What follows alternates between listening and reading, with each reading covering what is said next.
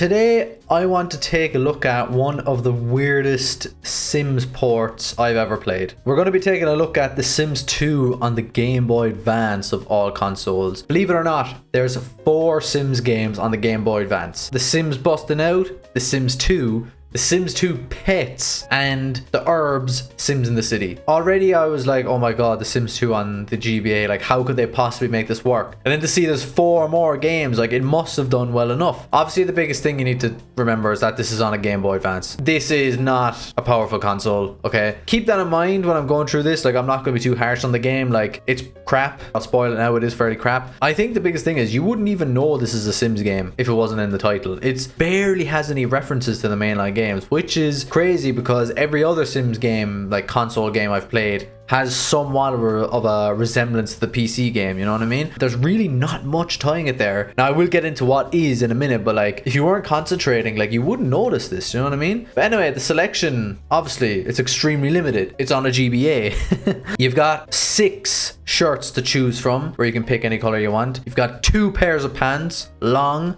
and short. You've got 6 hairstyles to choose from. In this Sims world, you can only have 3 aspirations, and that is romantic, friendly, intimidating. That's all you can be in this world. What I like about it, which I think is pretty cool, is that you can change the color of anything to whatever color you want. So here I went with pink, but I noticed that you can also be Shaggy from Scooby-Doo. All right, we'll go with the t-shirt. You know what? I'll try and make it as pink as my hair.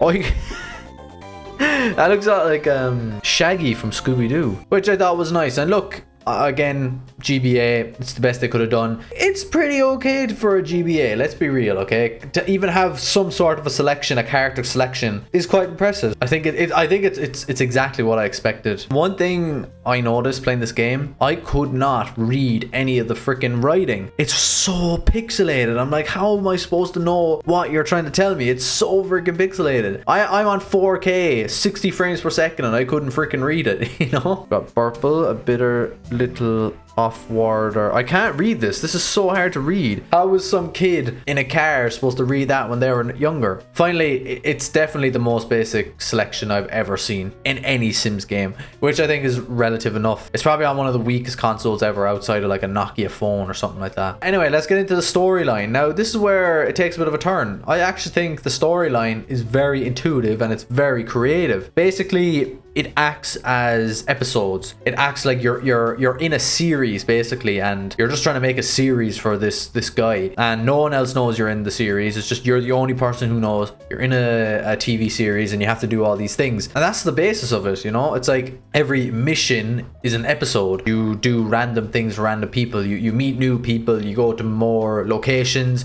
you do more stuff. Extremely simple, but I thought it was quite creative on a Game Boy. Yeah, it's just the only thing is I don't know what's connecting it back to The Sims. Like honestly, it's like if it didn't have any of the, like, you know, the diamonds and stuff like that, the green diamond, you'd think, what, like this is just a normal GBA game. Like what does this have to do with The Sims? And you'll notice like throughout the game you have to do like advertisements and all that, which I think is quite a funny concept. Halfway through the episode it just goes, we're cutting to a commercial break. Then you have to play this really random ass mini game, which kind of adds variety, I think. You know, it adds a bit more to the game. You're not just going around solving puzzles, finding clues, talking to people. Oh, what is this, man? Get away from me! How was I supposed to run? This is terrifying. I have to take a drink. Okay, cool. What is this? This is freaky, boy. I wouldn't like this at a young age at all. You actually have like these little mini games to do, which I think it's a nice change of pace, you know, because all this is you going up to someone, they tell you something, go talk to this other person, go talk to that person, go find this person in this area, buy something for this person, give this person that. That's all this game is, really. It's just over and back, over and back, over and back. I think for a storyline, I think it's very, very fine. When you're playing the game, you can actually look at the entire roster in the pause menu, so you can get a glimpse of like who these people are. Bigfoot, what the f is that?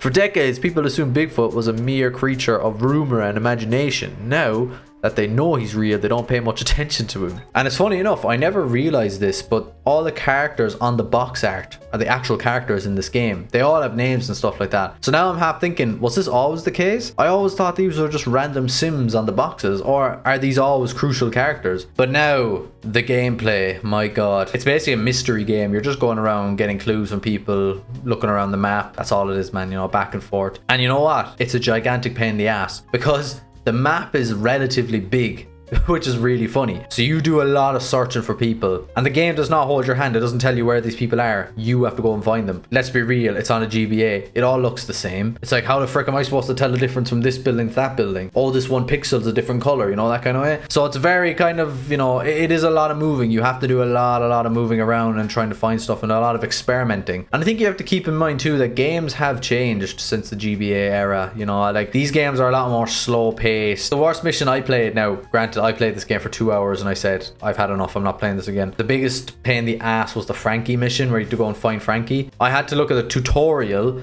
to try and find Frankie, and the tutorial couldn't find Frankie. It's like, what am I supposed to do, you know? Eventually I found him in some random ass building, but you know what I mean? That's the kind of stuff we're dealing with. Frankie, where did they say Frankie was? He's surely a casino man, is he?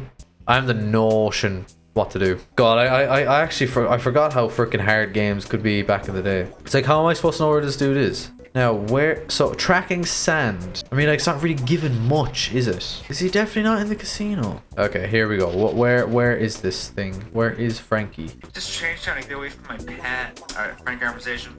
Alright, thank God. The tutorial is also struggling with this. Looking for what? Clues? Sure, you're free to look around. I really have no idea where Frankie the fuck is at. Yes. Did this guy give up too? I think the tutorial level has given up as well. Sake, he didn't find Frankie in the tutorial. Oh shit, this guy needs a shower. So he's on episode 2 trying to find Frankie. Yeah, you come to see. Oh, he found him, yes. Alright, he's okay, I know where Frankie is, my god. Now, the biggest gameplay feature in this game, and basically the only thing that connects it back to the Sims series, is like the conversation mechanic. It's the core mechanic of any Sims game. It's like building relationships with people. The relationships here are ridiculously simple. The mini game is interesting though, so you're basically just picking between a couple of options of, like, you know, entertain, gossip, flirt, blah blah blah, whatever, and you're trying to match and see if the other person's kind of liking it or not. So it's basically just a guessing game of you trying to be like, I hope they like this, and you're basically just doing it over and over again until you fill up your diamond bar. Oh my god, did you see that? It went up a freaking pixel.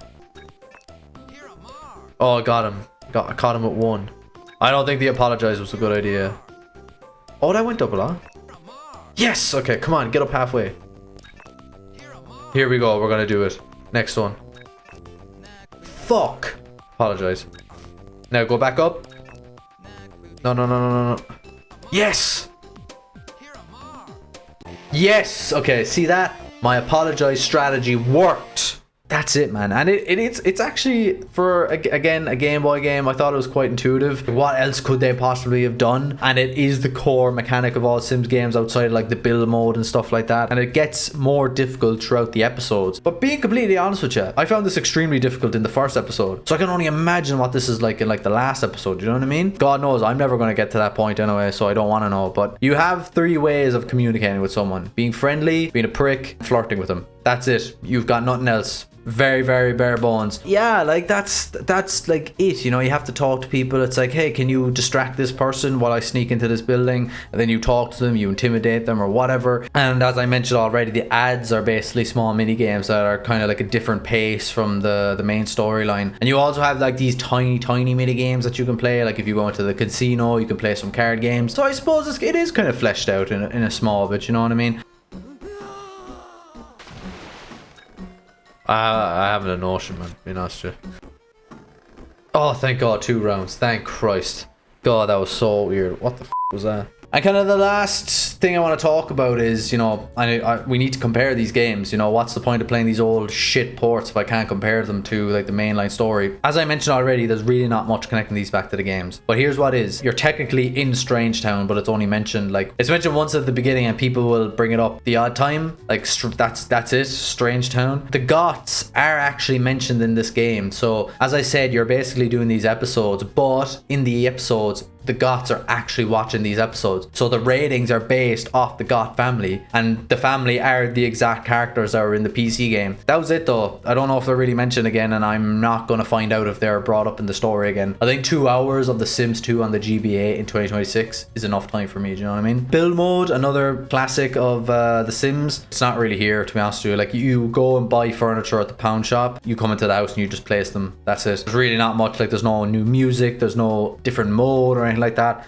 It's just you go into a house and you place them down. That's about it. And as I said, like, I can't really be complaining. Like, we're lucky to have these features on a Game Boy in the first place, you know what I mean? So, and then the want system, it is technically in this game somehow. It just randomly pops up the odd time. You just have to go take a piss or eat or something like that. But that's about it. It's not really a crucial part of the game. It's just an annoyance of all things. It's not like, you know, the PC game where you have to do these things. It's the whole point of The Sims. This is these annoying little things that you have to like run back to your house and sort out before you go back out and find people, you know, that kind of way. And it's the same, you just, you know, the toilet, sleeping, showering, eating and drinking. I think that's the only wants. I don't know if there's any more than that. And then another thing that's kind of close to the Sims game, there's small interactables throughout the game. Like, you know, there's a TVs you can watch, or you can sit down on this couch or something like that. Like, that's about it. And to be honest with you, I think this is the very first Sims game where you have to follow the story, where there's not really any you improving your sim in any way. This is just follow the story. I do like the way the conversations are done. I think that is very important, that they do have some part of the Sims franchise in a Sims game. And I think the conversations was kind of nice, because that's what the Sims is. The Sims is about building relationships. Yeah, that's the Sims 2 on the GBA, ladies and gentlemen. I think I will go over the rest of the games. I think it is very interesting to play these old games and to see what gaming used to be like and how it's changed, you know. I do feel like out of any gaming port, I think the Sims ports are one of the most interesting, because you have to get extremely creative to get these games on a Game Boy Advance, you know what I mean? Would I recommend it? No. Like, you could, like, as I said, I recorded this on my Apple TV using RetroArch. I would never pay for this game. You know what I mean? If you have something like RetroArch, give it a try. Why not? If you like The Sims, keep playing games, ladies and gentlemen. Stay safe. Slán leat.